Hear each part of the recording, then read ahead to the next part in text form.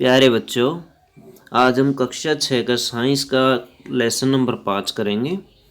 विज्ञान का lesson number 5 पदार्थों का पृथक्करण। आज इसका हम सॉल्यूशन करने वाले बच्चों।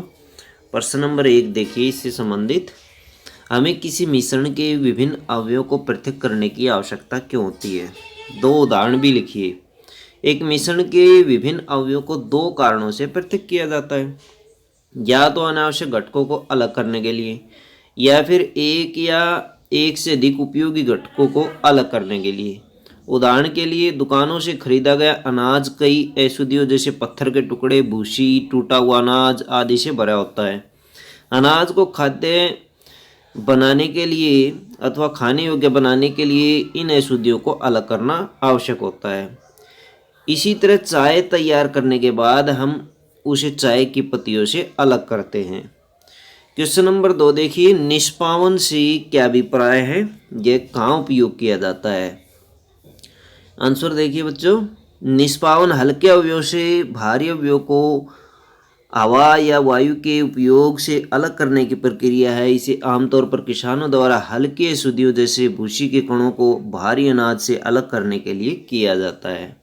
क्वेश्चन नंबर 3, पकाने से पहले दालों के किसी नमूने से आप भूसे एवं धूल के कण कैसे पृथक करेंगे।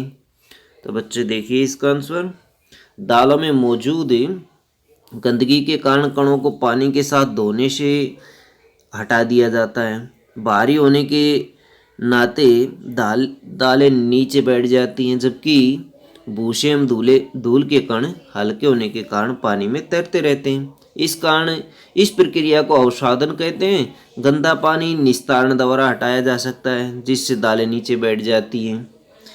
क्वेश्चन नंबर 4 है, छालन से क्या अभिप्राय, यह कहाँ उपयोग किया जाता है। छालन एक पृथक्करण की अभिक्रिया जो महीन घटकों को बड़े घटकों से अलग करने की उपयोग किया जाता है।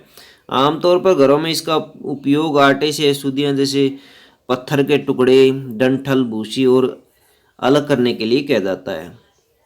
इसे छोटे पत्थरों से रेत अलग करने के लिए भी निर्माण स्थलों पर प्रयोग किया जाता है बच्चों।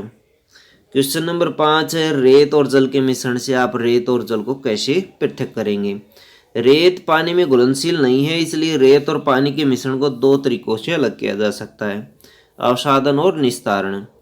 रेत है घुलनशील और पानी की तुलना में यह कंटेनर के नीचे बैठ जाता है, बर्तन के नीचे। कंटेनर होता है बच्चों बर्तन।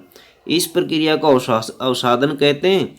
अवसादन की प्रक्रिया पूरी होने के बाद पानी धीरे धीरे दूसरे कंटेनर में डाल लिया जाता है और इस प्रक्रिया को निस्तारण कहा जाता है। दूसरी प्रक्रिया बच्चों निस्यंदन। निस्पंदन लिखा हुआ, ये निस्यंदन है।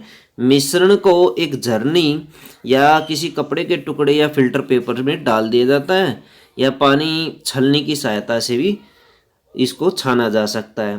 उसके माध्यम से ये उसके आर पार हो जाता है और रेत छलनी में रह जाता है, तो इसको निस्यंदन कहा जाता है।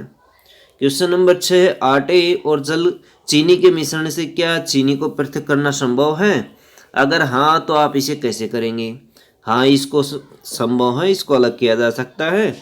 चीनी और गेहूं के आटे के मिश्रण को अलग करना संभव है, इसे यह चालन की प्रक्रिया के द्वारा अलग किया जा सकता है।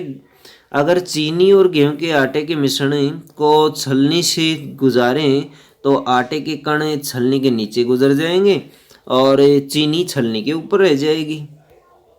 क्वेश्चन नंबर 7 है बच्चों, पंकिल जल के किसी नमूने से आप शवद जल कैसे प्राप्त करेंगे। निस्यंदन द्वारा मिले पानी के नमूने से साफ पानी प्राप्त किया जा सकता है। इस प्रक्रिया में मैले पानी को एक कपड़े से गुजारा जाता है जिसमें महीन छेद होते हैं, और या फिर फिल्टर पेपर से गुजारा जाता है। पानी इन छिद्रों के आर पार हो जाता है और कीचड़ जो है पानी फिल्टर पेपर पर रह जाता है। क्वेश्चन नंबर 8 है, रिक्त स्थानों को भरिए। धान के दानों को डंडियों से पृथक करने की विधि को थ्रेशिंग कहा जाता है, तो थ्रेशिंग भर देंगे इसमें। किसी एक कपड़े पर दूध को उड़ेलते हैं तो मलाई उस पर रह जाते हैं, पृथक्करण की यह प्रक्रिया निस्यंदन कहलाती है। समुद्र के जल से नमक वाष्पन प्रक्रिया के द्वारा अलग किया जा सकता है। और जब पंकिल जल को पूरी रात एक बाल्टी में रखा जाता है तो अशुद्धियाँ तली में बैठ जाती हैं। इसके पश्चात स्वच्छ जल को ऊपर से पृथक कर लेते हैं। इसमें उपयोग होने वाली पृथक्करण की प्रक्रिया को निस्तारण कहा जाता है। क्वेश्चन नंबर 9 देखिए, सत्य और असत्य बताइए। तो बच्चों देखिए, सत्य और असत्य। दूध और जल के मिश्रण को निस्यंदन द्वारा पृथक किया जा सकता है, ये असत्य है। नमक और चीनी के मिश्रण को निष्पावन द्वारा पृथक कर सकते, ये भी असत्य है। चाय की पत्तियों को चाय से पृथक्करण निस्यंदन द्वारा किया जा सकता है, ये सत्य है।